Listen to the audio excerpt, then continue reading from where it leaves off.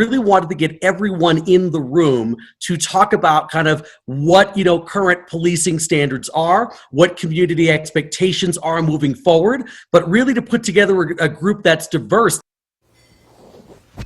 That is Corey Woods tonight, the first black mayor of Tempe. He is forming a new public safety task force, and he's going to lead it himself. And he says it's all about bringing people of all backgrounds into the same room or the same Zoom call with the police department, Brandon. And apparently, Heather, he hopes it'll lead to a positive change in new policy moving forward. 3TV's David Caltabiano with the story tonight. Tempe Mayor Corey Woods wants to innovate policing in Tempe. The reality is, we are going to have people there from a bunch of different backgrounds, and I'm going to ask them to provide their honest, candid perspectives on things. He's forming a new task force he hopes will break barriers between police and the public. What better way to talk about best practices and kind of how we all want to move forward than by bringing in everyone together to have this conversation on a task force. The badge has been under a microscope since the death of George Floyd in Minnesota. The mayor says this task force will identify or create proactive policies